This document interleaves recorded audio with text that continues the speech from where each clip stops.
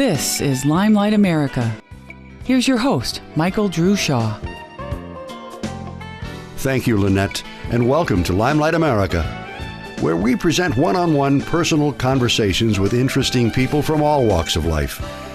These up-close encounters with people of the fascinating and inspiring kind include business, entertainment, sports, and artistic entrepreneurs, scholars, role models, and philanthropists who impact the quality of life for us all. Instead of divorce lawyers profiting from our mistakes, we thought we'd profit from them instead. Lucille Ball. When the creators of such mega hits as Friends, Seinfeld, and ER cash their hefty syndication residual checks, they should take a moment to pay homage to Desi Arnaz and Lucille Ball, two of the savviest and most innovative entrepreneurs ever to grace the star-studded streets of Tinseltown. In addition to laying the groundwork for the multi-billion-dollar television syndication industry, they introduced many of the production techniques that would become standard television practice and almost single-handedly made Hollywood the television capital of the world. The couple met in 1940 on the set of the RKO Studios musical Too Many Girls. It was a classic case of love at first sight, and they married later that same year. But the first decade of their lives together would prove to be rocky. While Lucy made pictures in Hollywood and gained fame as the star of the radio show My Favorite Husband, Desi spent much of his time on the road touring with his band. Arnaz's notorious womanizing, along with his excessive drinking, prompted Ball to file for divorce in 1944. But a passionate reconciliation led her to reconsider, and the lovers vowed to find more opportunities to work together. Their big chance came in 1950 when CBS approached Ball about moving My Favorite Husband to the fledgling medium of television. Seeing it as a chance to finally work with her real-life spouse, Lucy asked the network to cast Arnaz in the role of her husband. The network executives were reluctant, fearing viewers would have difficulty accepting the Cuban Desi Arnaz as the husband of the all-American redhead. To prove that they could make the sitcom work, Arnaz and Ball formed Desilu Productions, the very first independent television production company, and used $5,000 of their own money to produce the pilot for I Love Lucy. In doing so, Arnaz and Ball made themselves their own bosses, providing their product to CBS rather than working directly for the network or a sponsor, which was then the common practice in television. This wasn't the only showbiz convention the duo would shatter. In the early days of television, most production was done in New York, mainly because the Hollywood studios considered television to be a threat to their film empires. So, quite naturally, CBS expected Arnaz and Ball to move to New York, but the couple insisted on staying in Hollywood. Again, CBS protested, claiming that live production in Los Angeles was impractical. Because of the time difference between the coasts, the network would be forced to air blurry kinescopes in the East, where most television viewing homes were located. Arnaz and Ball offered a simple solution: produce the show on film and dispense with kinescopes altogether. CBS wasn't exactly thrilled with this suggestion. Using film would double production costs. To offset the added cost, Arnaz and Ball agreed to cut their joint weekly salary from $5,000 to $4,000 on the condition that Desilu would retain all rights to the show. CBS agreed, and in one fell swoop, Desi Arnaz and Lucille Ball invented reruns, paved the way for syndication, and pulled off what would become one of the most lucrative deals in television history. I Love Lucy debuted in October 1951 and quickly became one of the top-rated shows on TV. The show made production in Hollywood so acceptable that by 1961, virtually every major primetime TV show was filmed on the West Coast. While Lucy busied herself with the joys of motherhood, Arnaz expanded the Desilu empire, producing an impressive roster of hits including The Ann Sothern Show, The Untouchables, and Sheriff of Cochise. As the growing company needed more space, Arnaz and Ball turned to the gold mine of I Love Lucy reruns they owned and sold the syndication rights to the first 180 episodes back to CBS for $5 million, approximately $19.5 million by today's standards. Armed with the expansion capital they needed, the couple bought Ball's former employer, RKO Studios, in 1957. The 14-acre movie lot soon became home to such hits as The Dick Van Dyke Show, The Andy Griffith Show, and My Three Sons, making Desilu a successful independent production house. But even this tremendous success wasn't enough to keep the star-crossed sweethearts together. The demands of running a corporation while still playing his role on I Love Lucy began to take their toll on Arnaz and the marriage. Arnaz's drinking became more excessive, and the couple would often break into violent arguments on the set of the show. So, after 20 years together, Desi Arnaz and Lucille Ball divorced in 1960. By 1961, Lucy had remarried and was starring in The Lucy Show, with ex-husband Arnaz directing. But it proved to be too much for Arnaz to handle, and in 1962, he asked Lucy to buy him out of Desilu. She paid him $2.5 million for his shares and became the first woman CEO of a major television and movie production company. It was not the best time for such a first, however. Desilu's revenue was down, and movie studios were beginning to produce their own television shows, squeezing independent production companies out of business. Realizing she could not turn the company around on her own, Lucy hired CBS executive Oscar Katz to be her executive vice president. At the time, the only show Desilu had in production was Lucy's. Katz believed the key to turning the company around was getting Desilu back into the business of production, so he produced Star Trek and Mission Impossible. Based on the popularity of these now classic shows, Ball had succeeded in making Desilu profitable again by 1967. Her goal accomplished, she sold her shares of Desilu to Paramount Studios for $17 million. By the time of their deaths in 1986 and 1989 respectively, Arnaz and Ball were firmly enshrined in the Television Hall of Fame, not merely for their talent as comedians, but for their groundbreaking contribution to the art and business of television production. And as a footnote to this success story, a couple of fantastic firsts. Desilu Productions purchased the equipment used to film I Love Lucy with money from CBS, but structured the deal so Desilu owned the equipment and rented it back to the studio for each episode. This ingenious arrangement, first introduced by Desi Arnaz, would later become a standard practice in the television business. And second, Arnaz was the first television producer to film with 3 cameras instead of 1, so he could shoot angles and close-ups simultaneously. Sitcoms are still shot this way today.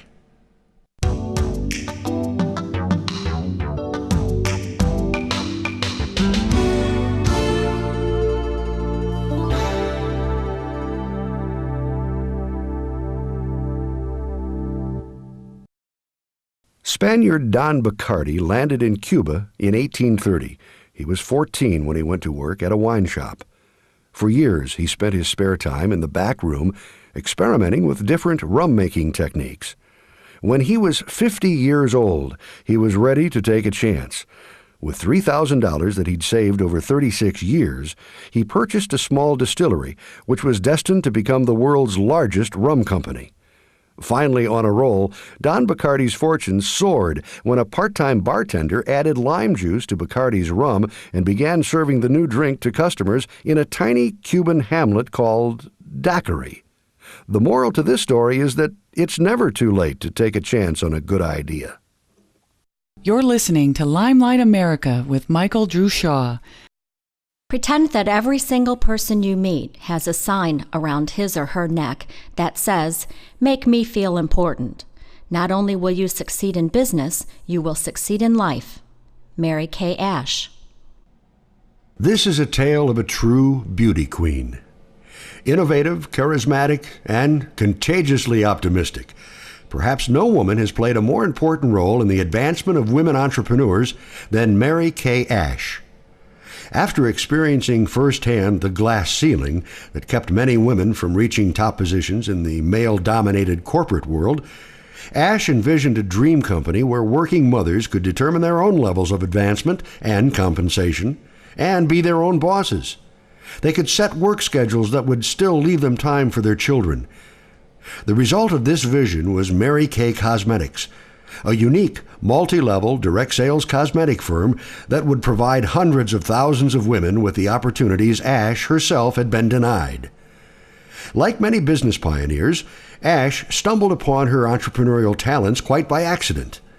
It happened in the latter half of the 1930s, when a door-to-door encyclopedia saleswoman struck a deal with Ash. If Ash could sell 10 sets of encyclopedias, the saleswoman would give her a set free of charge. Ash agreed and sold 10 sets in just a day and a half. This was a rather remarkable feat, considering 10 sets was the 3-month quota for the company's most accomplished salespeople.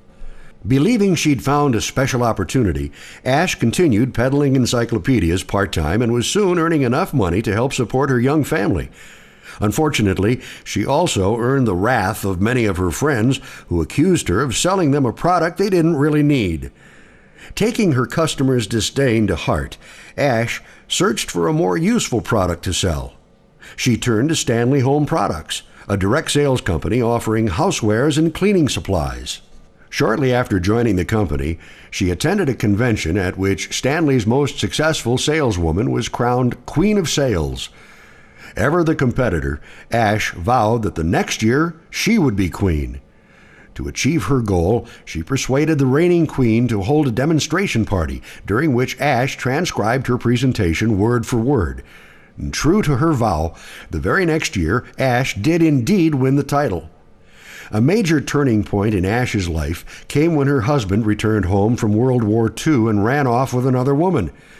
With 3 children to support, Ash was forced to make Stanley Home Products her full-time career. But even though she quickly became a top sales producer, she watched in frustration as men who had less talent and knowledge were promoted ahead of her. Fed up with being passed over, Ash joined the direct sales firm World Gift Company in 1952. Within 10 years, she had extended World Gift's distribution into 43 states and earned a position on the company's board of directors.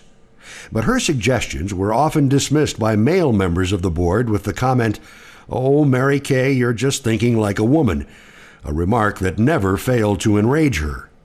She finally quit in 1962 after a man she had trained was named her supervisor and given twice her salary. Deciding to take an early retirement, Ash set out to write a guide to help other women avoid the pitfalls she'd faced in the male-dominated corporate world. She composed 2 lists. The first outlined her negative experiences. The second detailed the qualities she thought would constitute an ideal business, a dream company for working women with families that would 1. Treat everyone equally, 2. Base promotions on merit, and 3. Choose products based on their sales performance and marketability rather than profitability. Looking over the second list, she realized she'd created a workable direct sales company and thought, "Why am I theorizing about a dream company? Why don't I just start one?" And that's exactly what she did. First, she needed to find a product. It had to be something women could believe in, that they could recommend with all their hearts, and most important, a product that could be used up and reordered over and over. But where would she find such a product? Ironically, it was already sitting atop her bedroom dresser. For nearly 10 years, Ash had been buying a skin softener from the daughter of a local hide tanner who had concocted the cream from tanning solutions. With her $5,000 life savings, she bought the recipe for the skin softener, furnished a small storefront in Dallas, and hired a local manufacturer to create a line of skincare products based on the hide tanner's formula. While her second husband dealt with the legal and financial matters, she recruited a sales force of 9 of her friends. But 1 month before the company was scheduled to open, disaster struck. Ash's husband died of a heart attack. Convinced that she could not succeed without her husband's help, Ash's lawyer and accountant urged her to abandon her plans. But like most great entrepreneurs, Ash, who was then in her mid-40s, ignored the advice of the so-called experts, and Mary Kay Cosmetics opened its doors September 13, 1963. From its inception, it was unique among direct sales businesses. Instead of using high-pressure sales pitches, Ash introduced her salespeople, whom she christened consultants. They showed women how they could use Mary Kay products to improve their appearance. Once women saw the results, the products would sell themselves. It was a technique Ash claims no company had ever tried before. Within 3.5 months, sales of Mary Kay products totaled $34,000, and by the end of the first year, that figure had risen to an amazing $198,000. A year later, sales had quadrupled to 800,000. By that time, Mary Kay Cosmetics' sales force had grown to more than 3,000 consultants. Keenly aware that customers became suspicious when she touted her own wares, Ash gave up direct selling and concentrated on motivating her consultants. She instilled her own infectious enthusiasm in her workers through a litany of maxims such as, "I created this company for you." At Mary Kay, you're in business for yourself, but not by yourself. God didn't have time to make a nobody. As a result, you can have or be anything you want. And fake it till you make it. She also began rewarding her top beauty consultants with diamond jewelry, 5-star vacations, and, of course, the famous pink Cadillacs. It was a powerful success strategy that made Mary Kay Ash a millionaire when she took the company public in 1968. By 1983, Mary Kay's sales had risen to $324 million. But as the company grew, shareholders began to question the necessity of rewarding consultants with those frivolous pink cars. Knowing those frivolous pink cars were the backbone of her motivational scheme and a national symbol for her company, Ash decided she didn't need public money enough to jeopardize the very foundation of her business. And although the experts warned against it, Ash rebuffed their advice once again and took the company private in 1985. It proved to be a smart move. In 1993, the firm broke the $1 billion mark and became the largest direct seller of skincare products in the United States. In 1996, Ash had a stroke that tested her ability to remain active in her business, but she remained the chair emeritus and a strong presence at the company until her death in 2001. When she passed away, she left a legacy of more than 800,000 independent beauty consultants in 29 countries. By 2005, that number had swelled to more than 1.3 million consultants, generating approximately $2 billion in sales annually. When asked to name her greatest achievement, Mary Kay Ash once proudly replied, "I think the biggest legacy we are going to leave is a whole community of children who believe they can do anything in this world because they watched their mamas do it."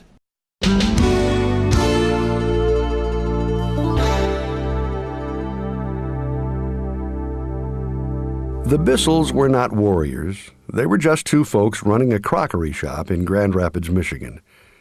Mel Bissell was allergic to straw, which was a problem since crockery was shipped in straw. So he designed a lightweight sweeper to pick up excess dust around the store. Mel's invention worked so well that customers tried to buy it. The Bissells eventually got out of crockery and into sweepers. Anna supervised production. Mel handled sales. He used the simple technique of throwing a handful of dirt on the customer's floor and then dramatically whisking it away with his revolutionary new Bissell sweeper. And as you can imagine, Mel used to endure a lot of jokes about business picking up.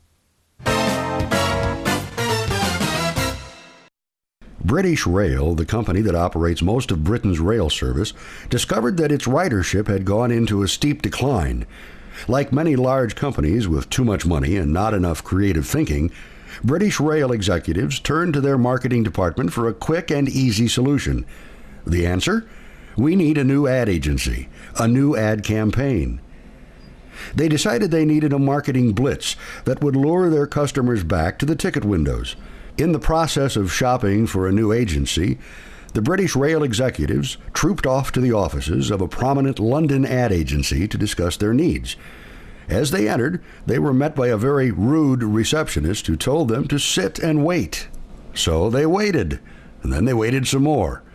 After an insulting length of time, an unkempt staff member of the agency led them to a disheveled conference room featuring a table covered with partially read newspapers, stained coffee cups, and plates of stale, half-eaten food. Again, the executives were left to wait. Finally, a few of the agency people, carelessly dressed and ill-groomed, began drifting in and out of the room, ignoring the British Rail executives. When the understandably annoyed executives asked what was going on, they got a curt brush-off and a shrug of the shoulders. The agency people acted as if they didn't care. Finally, the British Rail people had had enough. The head of the delegation vented his outrage, whereupon one of the ad agency executives smiled, approached him, and said, "Gentlemen, your treatment here at this agency is not typical of the way we treat our customers. In fact, we've gone out of our way to stage this meeting for you. We behaved this way to demonstrate what it's like to be a customer of British Rail. The real problem at British Rail isn't in your advertising, it's your people, your customer service.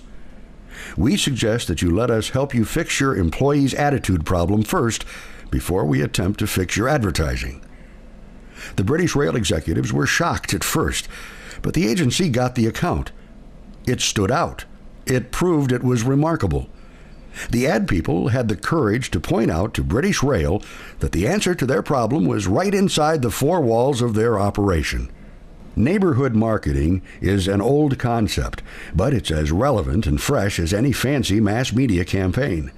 It's about targeting your marketing efforts on specific neighborhoods, making sure your message is delivered only to the people most likely to be your customers, those within 10 miles or 10 minutes of your front door. Neighborhood marketing is a business philosophy based on a simple and proven principle that works for every business every time it's applied. Your four walls, your employees and staff, your customers, your front door, your parking lot, your community connections, and your neighborhood are your first and best opportunities to grow your top-line sales. Neighborhood marketing is a management discipline, a system of running your business with one prime objective, and that is to uniquely and outrageously satisfy the wants and needs of your customers. It's a way of operating that distinguishes you from all your competitors, especially the ones who waste their money on mass media advertising. Television and mass media are no longer your secret weapons for growth and competitive edge. Marketing has changed forever. We know the old stuff isn't working, and we know why. Consumers are too busy to pay attention to advertising. The next time you find yourself mesmerized by yet another sleek auto ad with raindrops that morph into a breathtaking landscape, ask yourself when was the last time you paid attention to the brand being hawked. Advertising in America has become frantic, clever, expensive, and increasingly invisible. The word you hear most often now in ad circles is clutter, followed by recall. The two are inversely proportional. Thanks to cable TV, the internet, and the revelation that an ad can be slapped on just about anything, even a piece of fruit, consumers are besieged by messages that often leave little or no impression. Ours has become a marketing economy, and businesses are scrambling to find ways to stand out from the crowd. Witness the hype surrounding TV spots aired during the Super Bowl.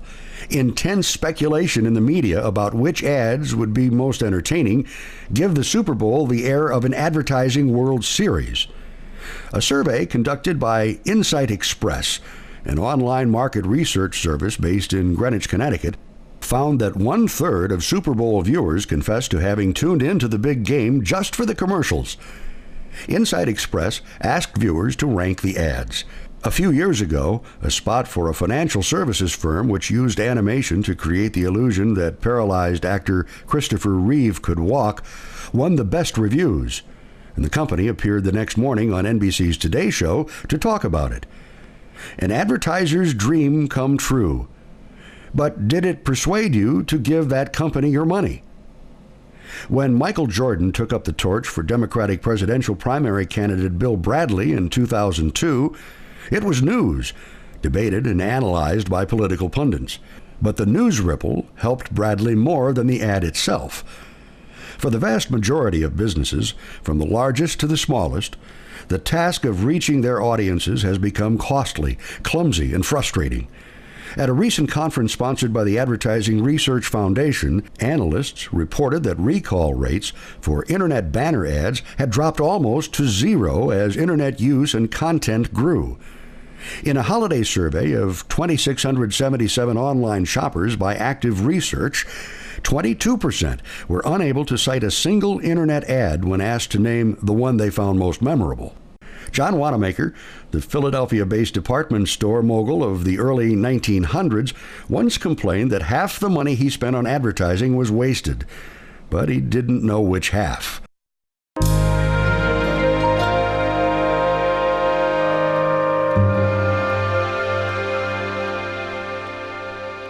Many of the 20th century's most influential entrepreneurs overcame tremendous odds in their quests for success. But none faced greater obstacles than Madam C.J. Walker. The daughter of former slaves, she was orphaned at the age of 7, married at 14, a mother at 17, and a widow at 20. Yet she was determined to build a better life for herself and her daughter. Starting with a meager investment of only $1.50, she built one of the most successful black-owned businesses of the early 20th century and became the nation's first woman self-made millionaire. Walker was born Sarah Breedlove on December 23, 1867. Her parents were sharecroppers on the sprawling Burney cotton plantation in Delta, Louisiana, and like most children of her time, Sarah went to work in the cotton fields at an early age. After her parents died, Sarah moved to Vicksburg, Mississippi, to live with her sister, Lavinia. But the arrangement proved to be less than ideal. According to Sarah, Lavinia's husband was a cruel and contemptuous scoundrel who treated her terribly. To escape his tyranny, Sarah married a Vicksburg laborer named Moses McWilliams when she was only 14. On June 6, 1885, Sarah gave birth to a daughter named Lelia. She believed that if she worked hard enough, she could provide her daughter with a better life than she had. Tragically, shortly after Lelia's second birthday, Moses died. At age 20, now a widow and a single mother, Sarah moved to St. Louis, where she worked as a laundress for $1.50 per day for the next 18 years. She scrimped and saved until she had enough money to send Lelia to Knoxville College. By the time she was in her late 30s, Sarah's hair had started falling out due to a combination of stress and years of using damaging hair care products. She was not alone. In fact, most black women of the time experienced the same problem, but there were no hair care products on the market to correct it. Sarah tried everything that was available but met with little success, so she started experimenting with her own hair care products. Her big break came in 1905 when, as she would later tell a reporter, "I had a dream, and in that dream a big black man appeared to me and told me what to mix for my hair. Some of the remedy was grown in Africa, but I sent for it, mixed it, put it on my scalp, and in a few weeks my hair was coming in faster than it had ever fallen out. I tried it on my friends. It helped them too, so I made up my mind I would begin to sell it." Starting with a few dollars worth of medicinal ingredients, Sarah mixed batches of her products in her wash tub and began selling them door to door to friends and neighbors. A natural marketer, Sarah pushed her products by giving free demonstrations. This technique worked, and black women throughout St. Louis began buying her wares with enthusiasm. It was about this time that Sarah received word that her sister-in-law had been left a widow with 4 daughters to care for. She decided to move to Denver to help out.